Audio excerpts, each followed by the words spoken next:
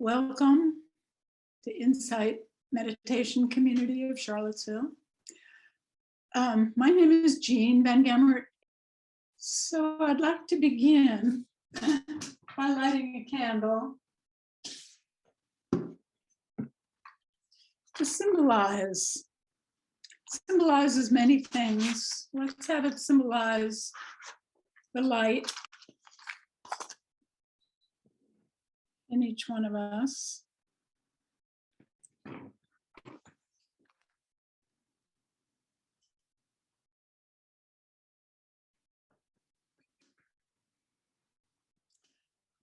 like to acknowledge our literal ancestors, our parents, grandparents, great-grandparents, the Asian monastics who brought the practice to us, the Monacan tribe that settled this land, and all those who currently live here and in this world.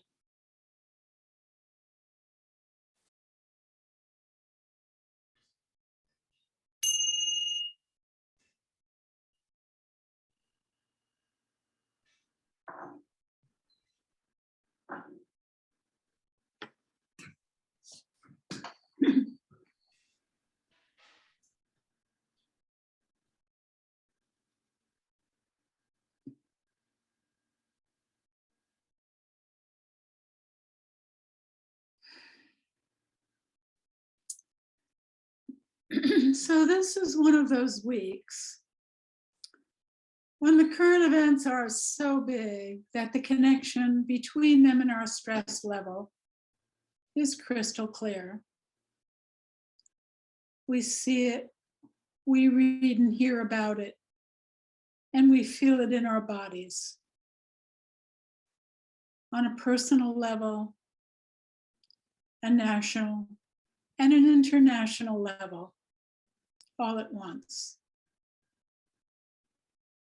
There are now 1 million people in this country dead in this third year of stressful COVID, and the virus keeps mutating. The dire climate change is just beginning. The unelected and unaccountable Supreme Court is upending women's rights. There's a serious war going on. And again, a white gunman killed, quote, others, end quote. Out of fear, non-whites will replace whites.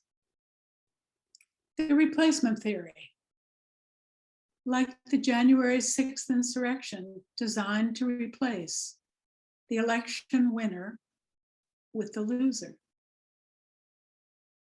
We are witnessing full-blown the power of lies. Frank Bruni writes about remembering Imelda Marcos, the wife of the Philippine dictator who had hundreds upon hundreds of shoes in her 1,500 square foot closet. 1,500 square feet, that's bigger than my whole house. At the time, we laughed. She personified greed. Her husband, Ferdinand, who ruled the Philippines for more than 2 decades, epitomized authoritarianism and kleptocracy. The couple pilfered an estimated $5 to $10 billion from the country. And now their son, Ferdinand Marcos Jr., better known as Bang Bang, just won the election for president by a landslide. He and his supporters made that happen, not by renouncing his parents' legacy. They instead embraced it, or rather reimagined the Marcoses' reign as some misunderstood or underappreciated golden age. They used social media to disseminate and amplify that gaudy lie.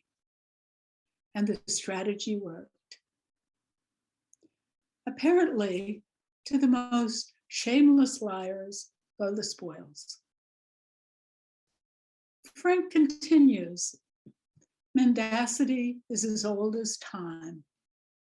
Propaganda is as old as language, but things feel different, more dangerous now. The mendacity has a faster metabolism. The propaganda has more outlets with fewer filters.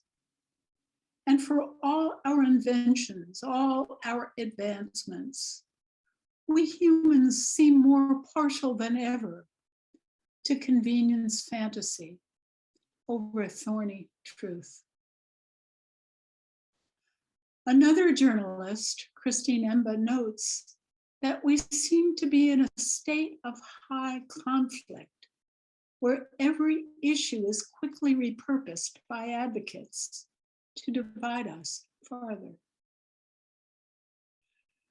The runaway blaze of high conflict is stoked by conflict entrepreneurs, those who have something to gain by a conflict continuing and who help it along, indeed fuel the fire rather than tone it down, bundling conflicts together to make us feel worse, more distressed and alarmed. We, as humans today, seem to have few skills to understand and see through this high level of manipulation.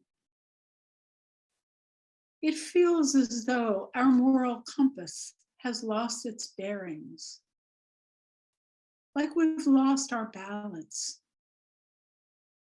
What happened to the positive side of conflict, which motivates us to find new solutions? It's like we all have PTSD, which I think we do. Interestingly, there's something beyond PTSD, which is called complex PTSD or moral outrage. It's what happens when soldiers are ordered to kill civilian women and children. Their moral compass gets exploded. That seems to be akin to what I'm feeling. My basic ethics are getting messed with, and it feels dangerous. I learned about moral outrage and complex PTSD from Ron Vereen, a wonderful Dharma teacher at Triangle Insight in Durham, who gave a talk there about how the work of therapist Eva Usadi was healing war veterans from complex PTSD. Ron will give this Dharma talk to us here at IMCC in 4 weeks on June 14th. It includes a short, powerful film about war veterans healing through therapy with horses. So that's June 14th. Don't miss it. Coming back to ourselves again, we can be very grateful to have this practice. We know that peace is within ourselves, and when we can inhabit it, our best shot is bringing it forward to all, without exception, as skillfully as we can.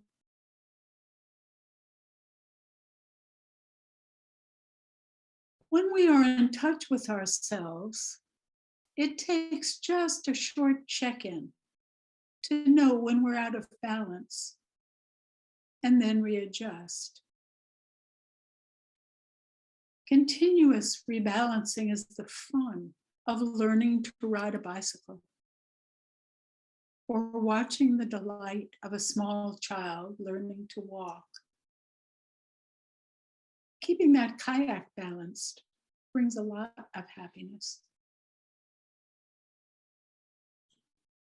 we practice the constant balance recalibration of our minds when we use mindfulness to monitor our self-talk,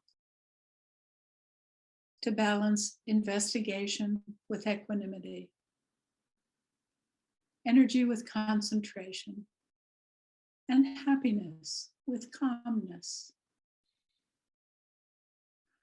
Our practice invites us to keep returning to the breath when our minds get discursive. We know how thoughts arise and then pass away. We know to balance effort with some allowing, ease with alertness. We understand that what we can see, we can free. So we work towards clarity, which takes time, toward having the patience to be able to discern the thorny truth of things, rather than jumping to convenient fantasies.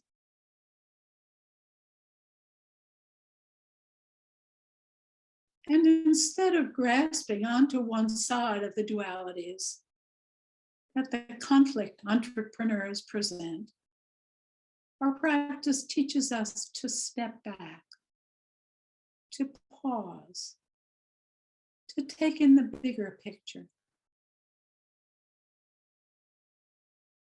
It's helpful to remember equanimity, being even-handed with our attention and discernment. Cultivating wise awareness can help us see generosity as the opposite of greed, metta or compassion as the opposite of hatred, and aversion and discernment instead of delusion. And then to lean into and practice those positive, wholesome qualities of mind.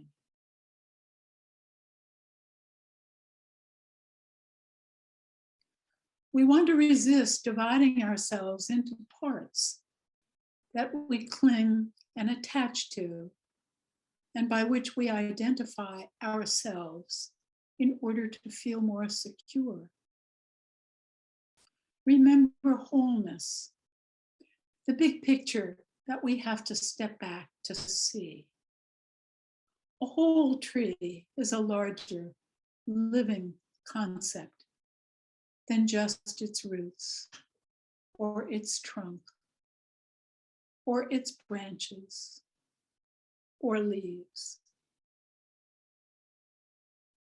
Since increased stress brings increased reactivity, what we're doing with our practice is helping ourselves and others de-stress, not contributing to anger. At the same time, it's balanced and important to defend ourselves. A few days ago at the Taiwanese church in California, the pastor hit the shooter in the head with the chair while the shooter was reloading his gun. And then the parishioners hog-tied him with electrical wire until the police came. Skillful, with good intentions. Stop killing. Buddhism's two ethical principles are our interdependence and shared humanity. We promote nonviolence and compassion and aim for cooperation, not competition.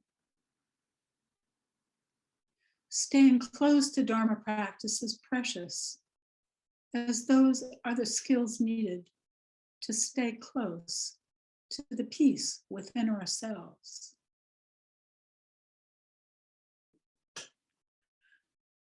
And from Thich Nhat Hanh,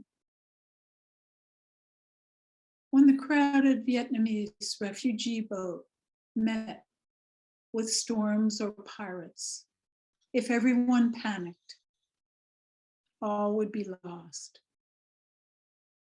But if even one person on the boat remained calm and centered, it was enough. It showed the way for everyone to survive.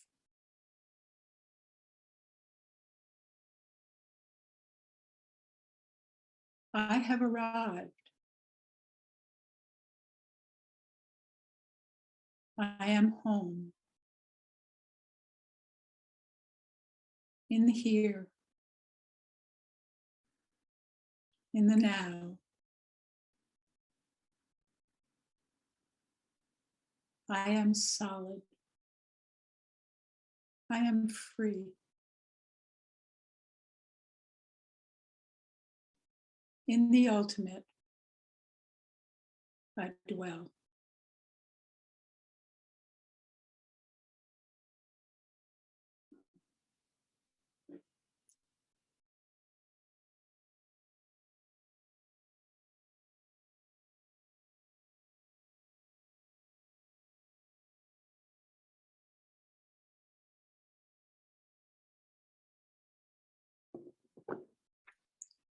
Let me read those phrases by Thich Nhat Hanh again. I have arrived.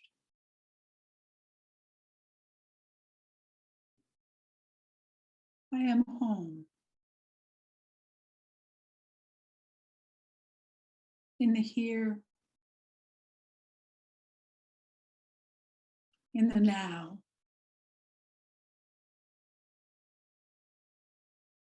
I am solid. I am free. In the ultimate, I dwell.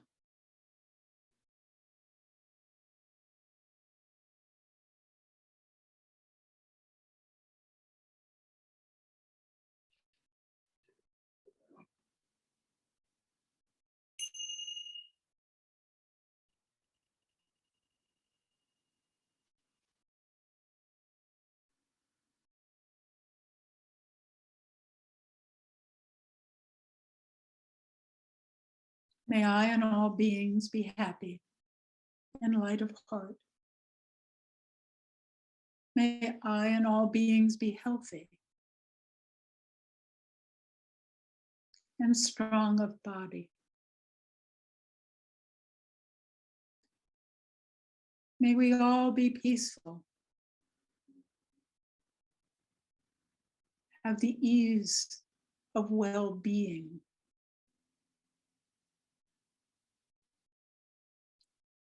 And may all beings be safe.